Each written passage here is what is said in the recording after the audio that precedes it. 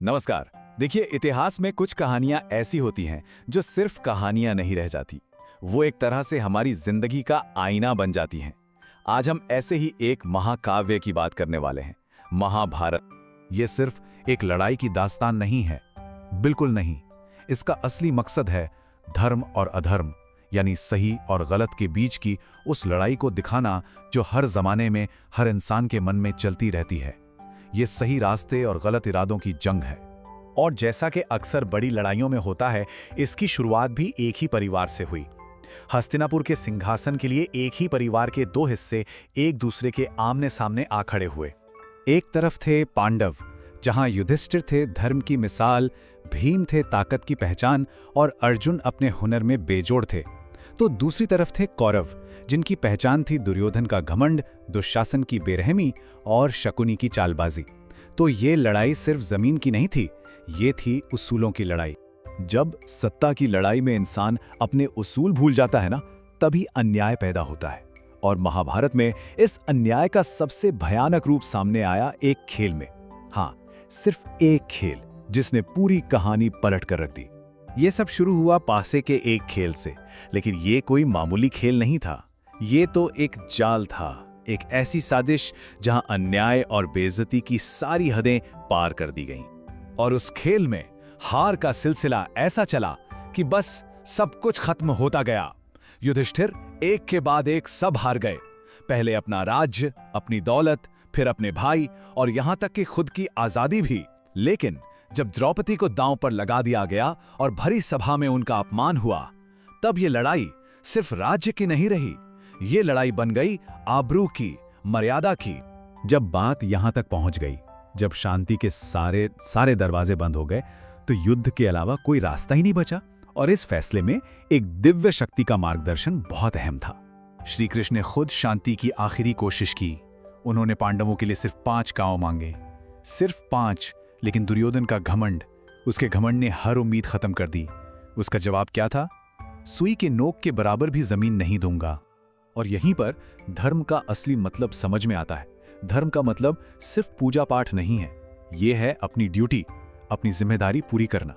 श्री कृष्ण ने यही समझाया कि जब अन्याय इतना बढ़ जाए, जब अधर्म सारी हदें पार कर दे, तो इंसाफ के लिए हथियार उठाना ही एक योद्धा का सबसे बड़ा धर्म बन जाता। अब सोचिए, कुरुक्षेत्र का मैदान है, सामने अपने ही लोग, अपने गुरु, अपने भाई, अपने रिश्तेदार। उन्हें देखकर अर्जुन का दिल बैठ जाता है।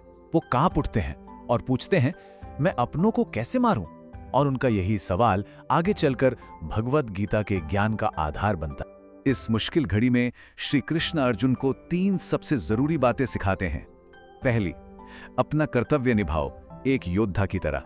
दूसरी, काम करो, फल की चिंता मत करो, फोकस अपने कर्म पर रखो।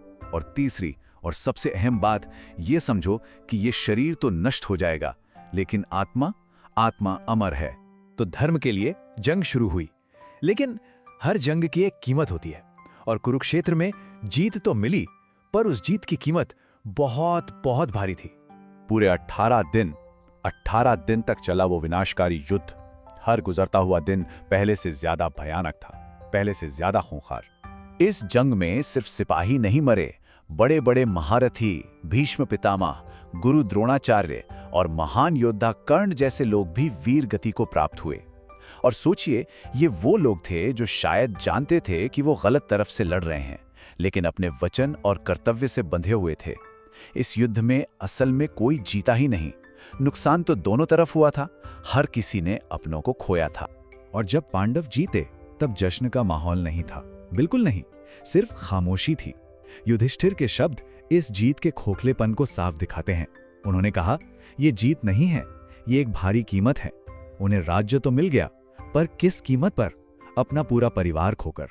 तो इतने विनाश के बाद, इस अजीब सी जीत के बाद सवाल उठता है कि आखिर महाभारत हमें सिखाता क्या है?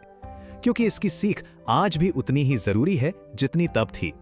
अगर महाभारत का सार देखें तो 3 बड़ी बातें सामने आती हैं। पहली, घमंड जैसा दुर्योधन का था, हमेशा बर्बादी ही लाता है। दूसरी, ताकत चाहे कितनी भी बड़ी हो, आखिर में जीत हमेशा सच्चाई और धर्म की ही होती है। और तीसरी, हर काम का, चाहे वो छोटा हो या बड़ा, एक नतीजा जरूर निकलता है। और शायद यही महाभारत की सबसे गहरी सच्चाई है कि ये कोई हजारों साल पुरानी कहानी नहीं है। ये तो हर इंसान की कहानी है। ये वो लड़ाई है जो हर किसी के अंदर रोज चलती है, हर उस लम्हे में जब सही और गलत के बीच चुनना पड़ता है।